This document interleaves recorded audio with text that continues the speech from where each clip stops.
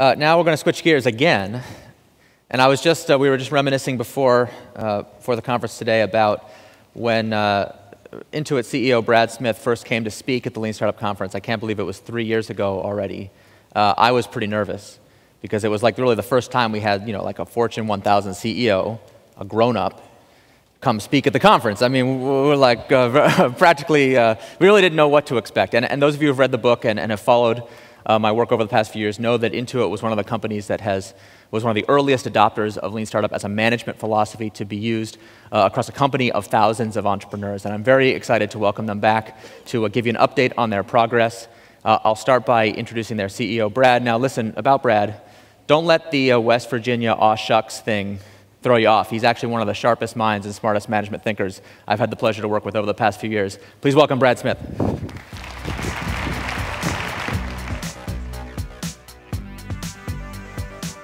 All right, good afternoon, everybody. There goes my West Virginia aw shucks. I guess I can't use that now. Joining me on stage today, I have the pleasure of introducing Laura Fennell and Hugh Molotsi. Laura is our general counsel, and Hugh Molotsi is a serial innovator and engineer inside the company. A little bit of background on both. Laura doesn't only lead legal. She leads government affairs, security, privacy, and also our data sciences or big data for the company. She's our Swiss Army knife. Hugh Molotsi has been with the company for how long now? 21 years. 21 years. Started when he was 4. He is responsible for most of the innovative ideas that you've seen in some way, shape, or form come from the company at Intuit. He's also the only recipient of the Founders Innovation Award. What that basically means is he's got a 7-figure package that basically keeps him staying with the company. So who says an exit strategy means to go off on your own? You can actually stay inside and get an exit strategy as well. So have a seat. And what we thought we would do today is talk to you a little bit about the journey that we've been on. And as Eric described, we have been on this thing for over 4 years, and I'll tell you, we're neophytes. We learn every single day, we take a step forward, we make mistakes, and then we quickly try to pivot from that and figure out how we can do even better the next day.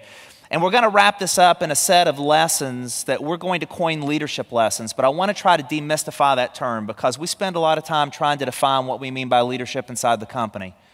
So let me first start by saying our expectation is that everybody in the company is a leader.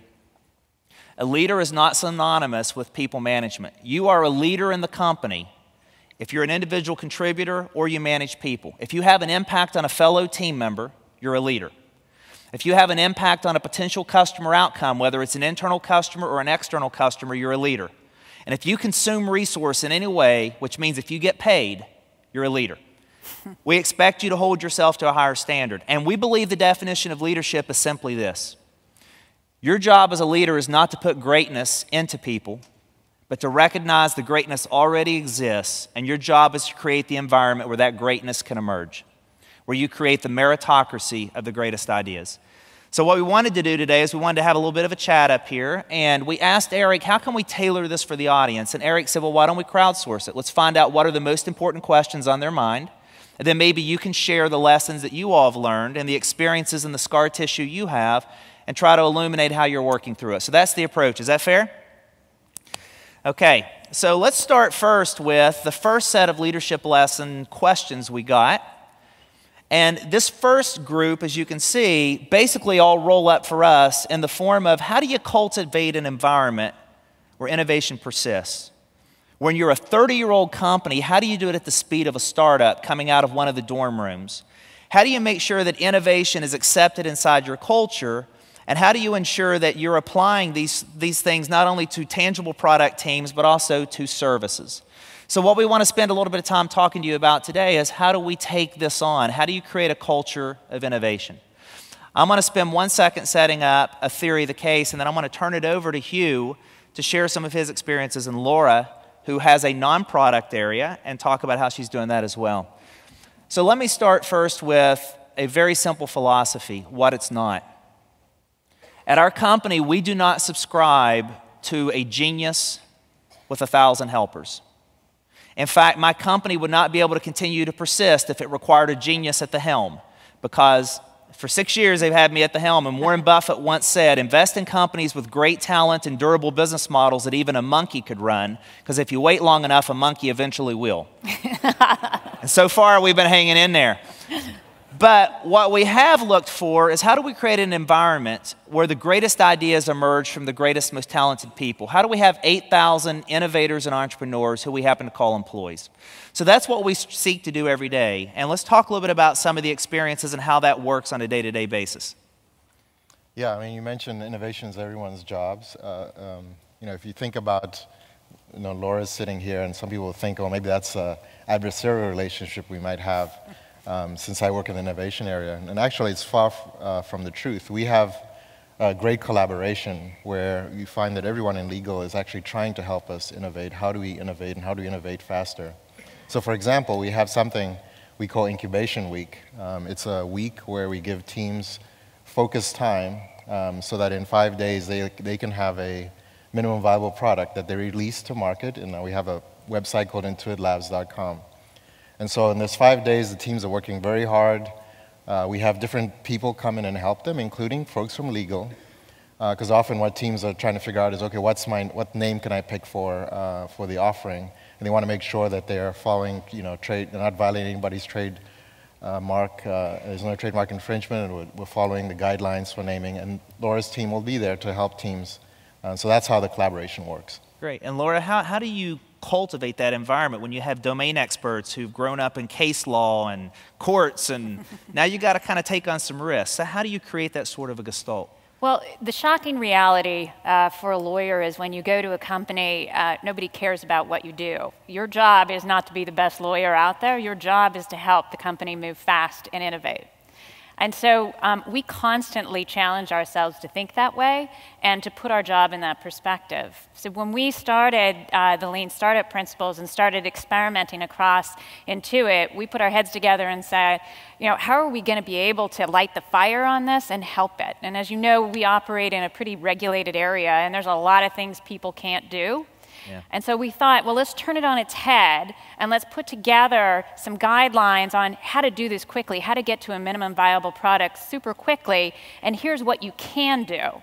And so it was a get to yes. And in fact, just to test ourselves and innovate for ourselves, we actually went to the man. The team went to Eric Ries, and we said, look at our guidelines here and tell us, would this really help if you were conducting experiments? How would this help you go faster? And he said, dear God, no one's going to read 20 pages before they go do an experiment. This is the opposite of moving fast. And you're actually not even getting to the most important part, is enabling the customer to make the choice and buy at the end. So we thought to ourselves, boy, we failed fast. And now we got to start again. And we iterated and iterated, both with Eric and with Hughes and others as part of our team, to say, are we there yet? Are we helping? Till finally we got there. And so now it's just really a competition for ourselves is, how do we put ourselves out of a job? And, here you go and tell us that you're moving faster. That's great. You heard a phrase she tossed out, getting to yes. That's something that Laura coined that now HR, finance, legal, IT, everyone uses inside the company. Our job is not to put barriers up and tell you why you can't. The job of all functions is to find a way to get to yes and to do it with speed as the currency. And I love what you did. You borrowed the Johnson & Johnson model. If a doctor can do it, figure out how to enable a nurse. If a nurse can do it, figure out how to enable a patient. If a patient can do it, figure out how to prevent it from happening in the first place, and continuously take yourself out of a job. And then finally a monkey can do it. Hey, there you go. I got a job. So that's sort of bucket one. And the headline here is, we view innovation as everybody's job. Whether you are building tangible products or you're delivering services that enable tangible product builders, all of us have to find a way to reimagine and invent ourselves inside the company. And we hold everybody accountable for that. That's sort of the first bucket. The second big set of questions that we got, I found very intriguing, because at the end of the day, if you kind of parse through what these questions are getting at, there's an underlying theme. How do you eliminate the bureaucracy? How do you eliminate the barriers that get in the way of speed? How do you eliminate the mindsets that prevent people from wanting to move fast and to accept risk? And I will tell you, and this is probably the one that I can kick off here, our founder, Scott Cook, has a saying he's fond of: the mindset often in need of changing is usually your own. There's a different way of saying that. Peter Drucker says it, which is, the bottleneck is always at the top of the bottle. I live up to that every day. So let's talk a little bit about how you create an environment where you recognize your role as a leader, a people manager, a team leader, or even the person who's helping with resources is to enable and empower the team. And so to do that, I'll hand it over to Hugh to talk a little bit about your perspective on this one. Yeah, a key element of Intuit's innovation culture is unstructured time. You mentioned innovation is everyone's job, so unstructured time is for every employee. And it gives them the time and freedom to pursue ideas that they're passionate about and they believe will drive growth. And so if you think about an unstructured time team, that's like an internal startup. And the last thing we want to do is get the bureaucracy of decision making, get that in the way. And so what we do instead is we teach teams these lean experimentation techniques so that they can get from idea to experiments in customers' hands without requiring management input. And what this allows is that ideas can prove themselves so that by the time you're now showing something to leadership, it's with data, and hopefully the decision on whether to fund it formally is self-evident. Yeah. And so, again, if you think about the roles of leaders, leaders issue these big grand challenges in terms of, hey, here's what we're trying to accomplish. And then they coach teams and help encourage them to move fast and get to data quickly. Now, for a leader, there's always a temptation to want to impose your opinion. Yeah. You get an idea that'll come across, and you'll say, yeah, this is goofy. It'll never work. But you don't want to say that. I mean, it's like telling a new mother her baby's ugly, right? Instead, what you want to do is help the team figure out, okay, what are your leap of faith assumptions? And let's design some experiments to test those. So that in the end, if it turns out you were right, it was a goofy idea, would never have worked, well, the team has actually gone through a set of experiences that they can learn from. But if you were wrong, the great news is you didn't get in the way of innovation. You let it happen. Yeah. We have a wonderful general manager inside the company, Dan Maurer, and he's known for this phrase, which is, I've never had a good idea, and you can prove it. And what he basically says is, look, I'm not going to add more and more to your concept. What I want you to do is put my idea into the same meritocracy that your ideas exist in and run experiments. And if it doesn't work, then we'll celebrate that lesson. If it does work, then there's a gift that I can give. And so I loved how you approach that. Laura, anything you'd add on this one? Yeah, I'm approaching this a little bit differently from my perspective, because if you looked at the definition of bottleneck, aside from leaders at the top, you'd find the legal department. And so, so it's really important for us to work with the business, walk in their shoes, and understand every time we touch it, it goes slower. And so we have to think of ourselves as a bottleneck, and how do we be proactive, understand what the business needs and what they do, and get it to them before they actually have to use it. And so it's important to think like that. You got to be on your toes, but it really is, we think of ourselves as a bottleneck, and how do we get out of the way? Yeah, this concept here inside the company, we talk about it's death to Julius Caesar. Many times managers and leaders view their world as someone comes in and pitches their idea at an idea jam. They're excited about it. We do thumbs up or thumbs down on whether we're going to actually fund the thing or not. And what we said now is it's the death to PowerPoint, politics, and persuasion. It's the meritocracy of ideas, and it's ultimately how do you not have to touch it so we can enable innovation to happen. So that's sort of the concept in a headline. Yeah, make sense? This next bucket of questions, I will admit, is the hardest thing we struggle with in our company. How do you resource innovation when you have obligations to continue to deliver short-term results for shareholders while building a confidence and a foundation for the future that won't allow the next disruptive cool thing to come out of a dorm room or a garage and take your franchise down overnight? And this concept takes a lot of trade-off and a lot of, quite frankly, reflection. And I will tell you that we are the world's greatest thief of good ideas. If you steal from us, you steal twice, because we've stolen it from someone else. And Jeffrey Moore wrote a wonderful article on Horizons in HBS years ago. And we adopted it, and then we translated it into our Intuit methodology, and we call it Horizon Planning. Our teams call it crop rotation, which is basically how do you keep the soil fertile. And in a headline, it's a 100-point exercise, and we take every product concept inside the company and we declare it either Horizon 1, which are the mainline products like TurboTax, Quicken, Mint, QuickBooks. They have active customer bases, they have revenue, they have profit, and the goal there is how do you reimagine the growth trajectory for the future. The second bucket are Horizon 2. They're the fastest growing adolescent products. They're often nowhere near break even, but they're sort of like an adolescent kid. If you feed them, they'll continue to grow. If you starve them, they won't be healthy. And so we look for that breaking point of how we continue to feed them enough to nurture and get their fullest potential. And Horizon 3 are ideas that are simply in the lean startup phase. How are you proving the viability of the concept, minimum viable products? We have a 60-30-10 philosophy, and there's two guidelines here. First, you're not allowed to borrow from one horizon to the other. You're never allowed to borrow from the future to fund today. You have to make trade-offs inside your own environment. And the second is you have to ask the right questions at the right times. You never ask a minimum viable product how they're going to produce profit tomorrow. You ask them how they're going to generate the love metrics. Will it nail the customer benefit? Will they actively use it? And will they tell someone else about it? And so those are the kinds of things we do in Horizon Planning. With that being said, it's a rough and tumble road. So Hugh, your perspective on kind of living on the receiving end of Horizon Planning? Yeah, I mean, we've been on this journey for a few years, and I'd say it's still going to be a journey for us. We work at this every day to get Journey better. at Intuit, by the way, is code for cluster. We'll say that was a journey. Good. Really? That's what we've been saying all this time? Yeah. Okay. It's West Virginia, man. But yeah, you know, just to give an example, we have a small team launched a new offering called Spark Rent last year. Now, Spark Rent, what that is, it's an offering that allows tenants to pay their landlords electronically. Amazingly, most tenants still pay rent by check. And so they had built this offering. You know, it's great for tenants because you have a much more convenient way to pay your rent. It's great for landlords because they get their money much more quickly. And so we had this thing going, and you know, for all our Horizon 3 teams who are very early on, as Brad just said, we tell them to focus on building a product that their customers will love. You know, focus on that first before you start to worry about things like scaling and financial metrics. Well, our resolve got tested because early in the year, an imposter managed to defraud Spark Rent of $11,000. Now, at the time, that was about 10 times the money they had made up to that point.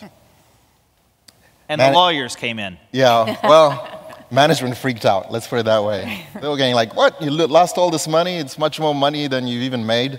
And says, oh, you need to increase the settlement time to 4 days. And what that means is they basically they imposed on the team that you had to put 4 business days from the time the tenant pays to the time a landlord would get the money into their account. And the reason you do that is because the payment can clear, so you know that there's no fraud happening and you're not on the hook for any money. So that worked great. It addressed the fraud issue, but it worked against what we knew the landlords wanted, which was to get their money faster. And in fact, we started to see our landlord retention start to drop. Thankfully, we came to our senses. We realized, you know what, that wasn't a really good decision. We're hampering the team's ability to innovate. And so instead, we said to the team, okay, experiment with different risk models to get around this problem. So today, we're in a great position. You know, Spark Rent is now an H2 initiative. It's processing millions of dollars of rent payments every month, and it has excellent word of mouth. Good. H2 is Horizon 2, so it graduated from Horizon 3, and now it's into Horizon 2 and scaling, and now we feed it accordingly. Laura, anything to add to that story? Yeah, you know, I think it's a great example, Hugh, because I do think from our perspective, from the legal perspective, depending on where you are in that resource allocation, if you're in H3, H2, H1, there's a different risk tolerance. And you know, we can't treat something as an experiment the same way we would treat a problem in our QuickBooks legacy, franchise. We have to approach it innovatively, and otherwise, what we'll do is we'll fix the problem, but we'll kill the business. So we really do have to think differently across those boundaries. Yeah, just one last thought here on Horizon Planning, which is not the only tool to do resource allocation, but we found it a great way to have both short and long initiatives going on. It's not only asking the right questions against the 100-point exercise of how you've bucketed your initiatives, it's also putting the right talent on the right teams. Yep. Horizon 1 teams typically love to be like a rowing crew. They're all about the lean manufacturing. They love to actually be in unison, and they love being a part of something bigger than themselves. Horizon 2 team members are adrenaline junkies. They're whitewater rapids. They're falling out of the damn boat. You got to pull them back in, and every day it's just a ride. And Horizon 3, love the art of discovery, diving for sunken treasure. They'll go in 9 times and they'll come up 8 times with an empty Coke bottle. And the 9th time they'll find a gold doubloon and they'll think it was the world's greatest thing. And you've got to match your talent against that, because otherwise you find that you have someone who gets very frustrated with the role they're being asked to play. We don't believe in cash cows. No one is on yesterday's business. Everybody's on tomorrow's opportunity, but they all have a different role to play. Yep. So that's sort of that bucket. I'm going to finish up with a closing thought. Couldn't list them all up in Twitter because there were too many of them. But the question that I always get is, okay, if there's lots of things you can take away from a Lean Startup Conference, as Steve Blank said yesterday, it's a little bit like IKEA. You come and you learn lots of pieces, but how do you assemble it all together? What's the one thing that I would offer someone based upon the years of us having continued to do trial and error and learn by doing, that a leader, a people manager, a team member who plays a leadership role can do? And I would go back to something that Hugh said a few minutes ago, and that is the single biggest thing you can do is to paint a grand vision, a grand challenge. But John F. Kennedy, speechwriter, once said of him, he's better than a great communicator, he's a translator of dreams. He touches your heart, he touches your mind, he touches your soul. And the most important thing about a grand challenge is it needs to be bigger than a single product can solve. It needs to put a dent in the universe. It needs to inspire the best in people. It needs to move them out of their comfort zone into their learning zone and push them into their panic zone. And it has to give you a reason to get up each and every day and aspire to be something greater than yourself. So if there's anything I can ask you to think about as you think about teams, if you actually create this grand challenge, paint this big vision, and then get the hell out of the way, it'll be amazing what happens along the journey. So that's it. That's our Intuit lessons. Cliff Notes version. You didn't have to read all of Shakespeare. You actually got the Monarch notes and you passed the quiz. We're out of here. Thank you very much.